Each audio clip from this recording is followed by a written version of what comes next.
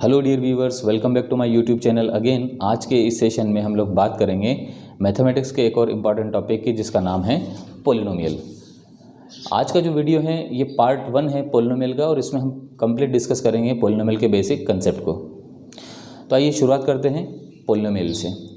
Polynomial का मतलब क्या होता है? तो ये जो टर्म है पोलिनोमियल, ये दो अलग अलग टर्म से मिलके बनी हुई हैं। एक टर्म इसमें है पोली और दूसरा टर्म है इसमें नोमियल। पोली के मायने होते हैं मेनी और नोमियल के मायने होते हैं टर्म्स।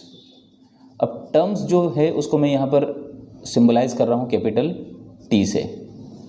इसका मतलब ये हुआ कि पोलिनोमियल मैथमेटिक्स का एक ऐसा एक्सप्रेशन है जिसमें मेनी टर्म्स होती हैं। इसका मतलब पोलिनोमियल को मैं एक इक्वेशन के फॉर्म में अगर लिखूं या लिखना चाहूं तो पोलिनोमियल इज इक्वल टू क्या होगा? Polynomial is equal to nothing but it is a combination of many terms. तो यहाँ पर T1, T2, T3 ये जो मैं रिप्रेजेंट कर रहा हूँ ये क्या है? अलग अलग टर्म, और इस टर्म के बीच में प्लस या माइनस दोनों का साइन हो सकता है। तो ऐसा कोई एक्सप्रेशन हो जिसमें कई सारे टर्म हो और वो आपस में एक एक्सप्रेशन के फॉर्म में T1, T2, T3, T4 के फॉर्म में हो, तो वो एक्सप्रेशन क्या कहलाएगा? पोलिनोमियल। बट यहाँ समझने वाली बात है कि पोलिनोमियल में हमेशा जो नंबर ऑफ टर्म्स होती हैं वो होती हैं finite. Means number of terms जो हैं वो फिक्स होती हैं। अगर कोई ऐसा मैथमेटिकल एक्सप्रेशन है जिसमें नंबर ऑफ टर्म्स फिक्स नहीं है तो फिर वो पोलिनोमियल नहीं माना जाएगा। अब बात करते हैं कि ये जो हम बात कर रहे हैं पोलिनोमियल जो है कई सारी टर्म्स का कॉम्बिनेशन होता है। तो मान लिया जाए कि ये T1 एक टर्म है, तो T1 टर्म होती क्या है? ये किससे बनी होती है? तो ये जो टर्म है ये अगेन दो कंपोनेंट से मिलके बनी होती है। टर्म में होता है एक नंबर और दूसरा होता है इसमें एक वेरिएबल। नंबर को ही हम बोलते हैं कांस्टेंट, और कांस्टेंट क्या होता है? तो कांस्टेंट कोई भी एक नंबर हो सकता है, जैसे 1, 2, 3, 4, 5 एक्सेट्रा। तो वेरिएबल क्या होता है? तो वेरिएबल एक ऐसा वैल्यू है जो बार बार चेंज होता रहता है। तो वेरिएबल को हम पोलिनोमियल में कैसे रिप्रेजेंट करते हैं? तो जनरली इसको हम रिप्रेजेंट करते हैं अल्फ़ाबेट से। For example A, B, C, X, Y और Z।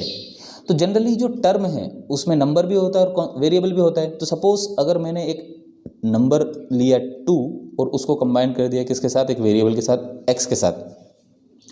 तो 2 को जब मैं मल्टीप्लाई कर दूं x के साथ तो ये बनता है 2x, और ये जो 2x हैं यही कहलाता है हमारा एक सिंगल टर्म।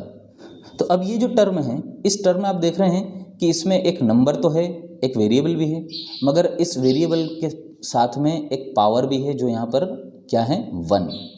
तो जो टर्म होती है उस टर्म में हमेशा आपको एक पावर भी मिलेगा। अब यहाँ इस एक्सप्रेशन में पावर क्या हो गई? 1। तो सपोज़ अगर यही एक्सप्रेशन ऐसे लिखा है 2x की पावर 2, तो इसमें 2 आपका क्या हो गया? नंबर। x क्या हो गया आपका? वेरिएबल। तो फिर इस 2 को हम क्या बोलेंगे? तो ये जो 2 है ये 2 कहलाएगा एक्सपोनेंट।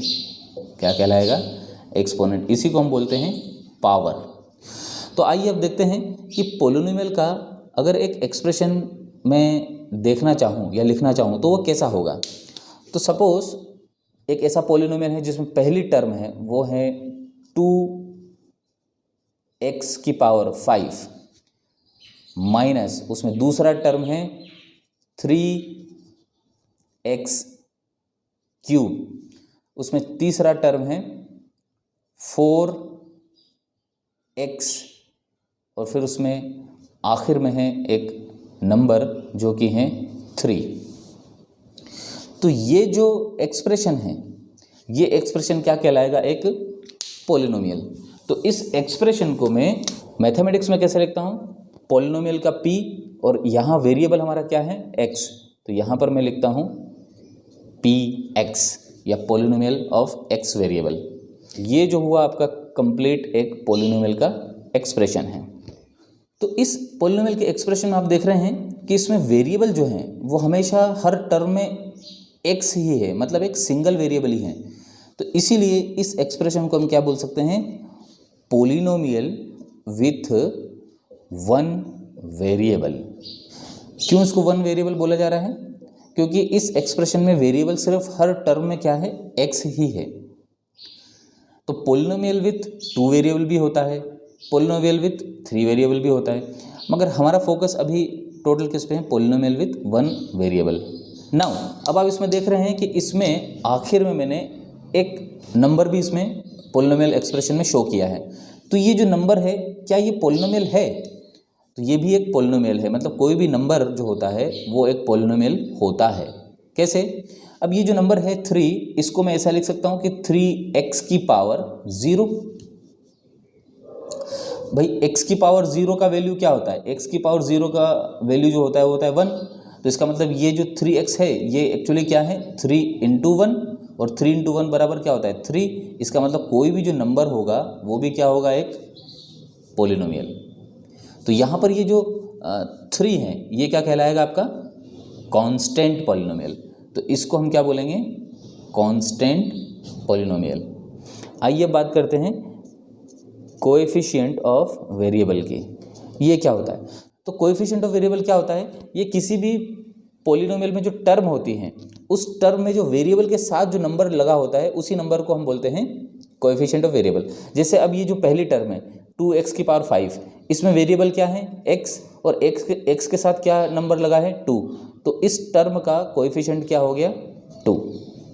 इसी तरीके से अगर हम दूसरे टर्म की बात करें तो दूसरे टर्म में वेरिएबल क्या है, x की पावर 3, और x की पावर 3 के साथ में कौन सा नंबर जुड़ा है, -3, इसलिए दूसरी टर्म का जो कोएफिशिएंट हो गया वो क्या हो गया -3। इसी तरीके से तीसरी टर्म में वेरिएबल क्या है x, और x के साथ क्या नंबर जुड़ा है 4, तो इसका जो कोएफिशिएंट हो गया वो क्या हो गया 4। आइए अब बात करते हैं कंडीशंस ऑफ पोलिनोमियल की। तो किसी भी एक्सप्रेशन को हम पोलिनोमियल कब कहेंगे, जब उस वो कंडीशन को सेटिस्फाई कर रहा हो। सबसे पहली कंडीशन है variable of polynomial does not have negative power. For example 2x की पावर -2, अगर ऐसा कोई वेरिएबल है जिसकी पावर नेगेटिव है तो वो एक्सप्रेशन पोलिनोमियल नहीं काउंट किया जाएगा। दूसरा, variable of polynomial does not have fractional power.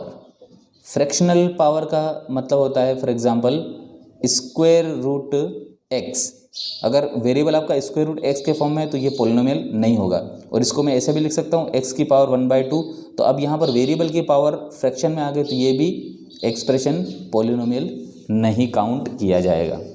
इसी तरीके से वेरिएबल ऑफ पोलिनोमियल अगर किसी एक्सप्रेशन के डिनोमिनेटर में है, इज़ इन डिनोमिनेटर, तो ऐसा एक्सप्रेशन भी आपका पोलिनोमियल नहीं काउंट किया जाएगा। फॉर एग्जांपल हमने कोई एक्सप्रेशन लिया 2/x या फिर 4/x-2, तो ये जो एक्सप्रेशन है अगर ये किसी पोलिनोमियल में आते हैं तो ये वो एक्सप्रेशन फिर पोलिनोमियल काउंट नहीं किया जाएगा।